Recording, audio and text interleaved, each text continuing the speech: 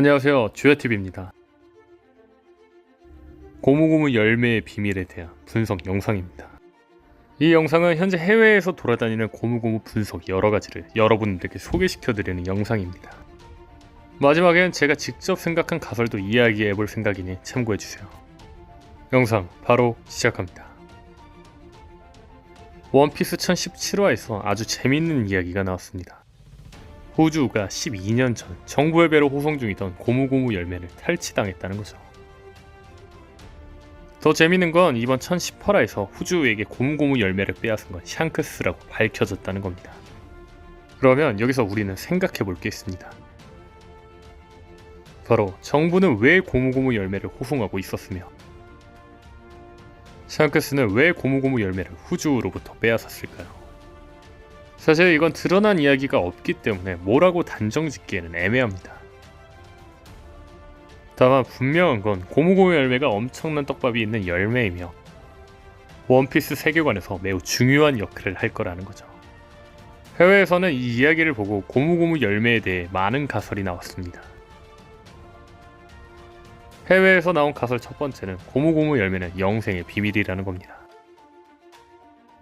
아시다시피 수술수술 열매는 궁극적인 악마의 열매로 불려지기도 합니다. 그 이유는 수술수술 열매의 최상급 기술이 사람에게 영원한 생명을 가져다주는 불로수술이 가능하기 때문이죠. 즉 세계정부가 고무고무 열매를 원하는 이유도 고무고무 열매가 불로를 해줄 수 있는 역할이기 때문이 아닐까라는 거죠. 근데 재미있는 건 수술수술 열매를 로우가 먹은 것은 13년 전입니다. 즉 세계정부가 불로불사를 위해 수술수술 열매를 얻으려 했지만 실패한 게 13년 전이라는 겁니다. 근데 이후 세계정부가 1년 뒤 12년 전에 고무고무 열매를 찾았다는 거죠. 세계정부가 12년 전에 불로불사 열매 수술수술 열매를 얻는데 실패하고 바로 1년 뒤에 또 고무고무 열매를 찾았다는 게 뭔가 있을 것 같지 않나요? 다음 가설은 고무고무 열매는 열매를 2개 먹을 수 있는 유일 열매다 라는 가설입니다. 말 그대로 고무이기 때문에 악마 열매 2개를 먹어도 몸이 터지지 않고 버틸 수 있다는 거죠. 게다가 루피 숙명의 라이벌 티치도 열매를 2개 먹었기 때문에 어느 정도 가능할 수도 있겠네요. 또 다른 가설은 바로 고무고무 열매는 우라노스를 조종할 수 있는 열매라는 겁니다. 원피스에는 먼 옛날에 실제했던 신의 이름을 가진 병기가 있으며 그 힘은 세계를 멸할 수 있을 정도입니다. 그리고 그 고대 병기의 이름은 플루톤, 포세이돈, 우라노스이죠. 재미있는 건 고대 병기의 이름은 각 신들의 이름을 따 만들어졌습니다. 게다가 이 신들의 이름에 맞게 각 고대 병기의 능력들이 보이죠. 플루톤은 바다에서 가장 강한 배인 전함이며 포세이돈은 바다에서 가장 강한 생물인 해왕류와 대화하는 존재이죠. 비슷한 패턴이라면 우라노스는 바다에서 가장 강한 힘인 날씨를 조종하는 힘일 확률이 크죠. 여기서 가설이 하나 추가되는데 우라노스는 날씨를 조종하는 뇌룡인데 고무고무 열매를 가진 루피만이 번개로 이루어진 이 뇌룡을 조종할 수 있다는 거죠. 즉 세계정부는 이 우라노스를 조종하기 위해 고무고무 열매가 필요했다는 거죠. 또 다른 가설은 해외에서 찾은 게 아니라 제가 생각한 가설인데 고무고무 열매의 각성은 고대 병기를 막을 수 있는 힘이라는 겁니다. 여러분은 고무고무 열매의 각성은 무엇이라고 생각하나요?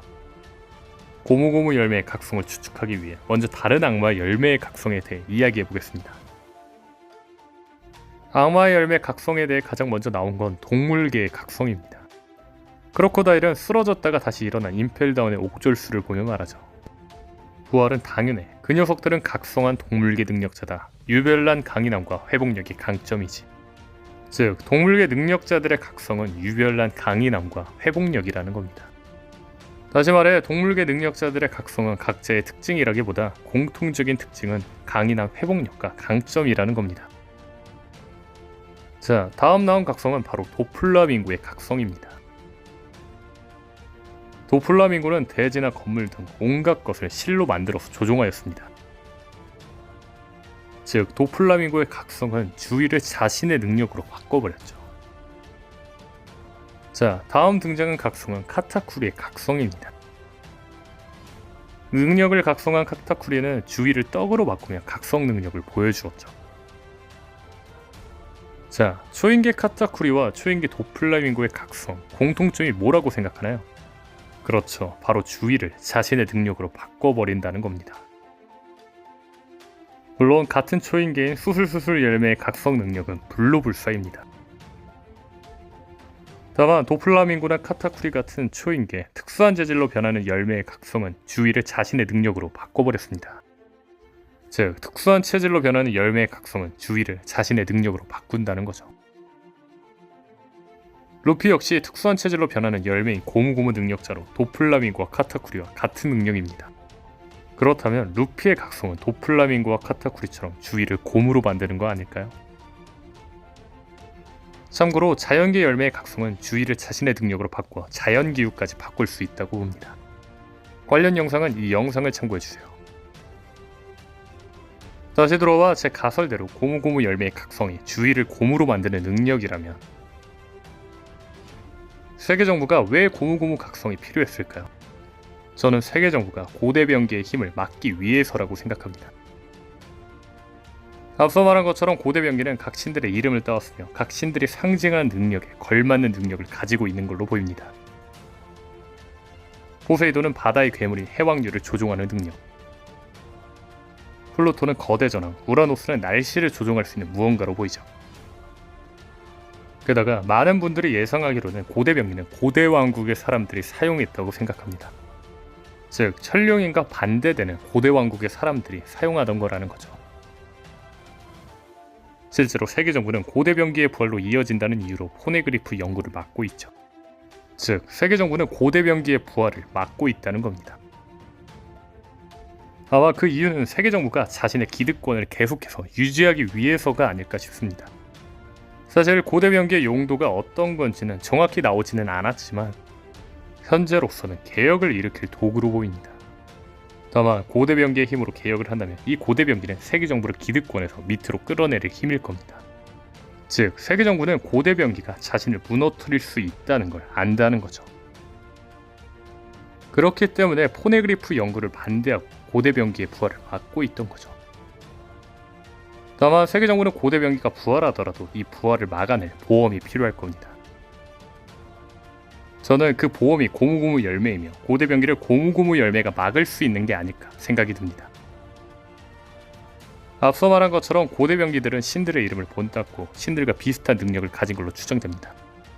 만약 우라노스가 날씨를 조종하는 힘이라면 가장 큰 파괴력은 번개일 겁니다.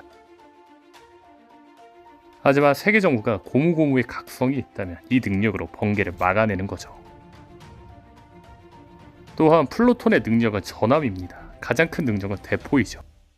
하지만 세계정부가 고무고무의 각성이 있다면 이 능력으로 플루톤의 공격을 튕겨내는 거죠. 즉, 세계정부가 고무고무 열매를 원했던 이유는 현재 세상을 개혁할 수 있는 고대병기를 막아내기 위해서가 아닐까요? 사실 고대병기의 역할이 레드라인을 부셔 원피스, 즉 하나의 바다를 만드는 걸로 추정되는데 세계정부는 이 레드라인을 고무로 만들어 부수지 못하게 하는 거 아닐까요? 사실 단서가 많이 없기 때문에 일단은 이렇게 생각을 해봤습니다. 더 많은 단서가 나온다면 다시 한번 분석해보겠습니다. 그리고 해외에서 세계정부가 고무고무를 원하는 게 조이보이의 열매라서가 아닐까 이야기도 있었고, 세계정부가 수백 년 전부터 추진했던 인간의 거대화를 위해 고무고무 열매를 원했다는 이야기도 있었습니다. 일단 오늘 영상은 여기까지입니다. 시청해주셔서 감사합니다.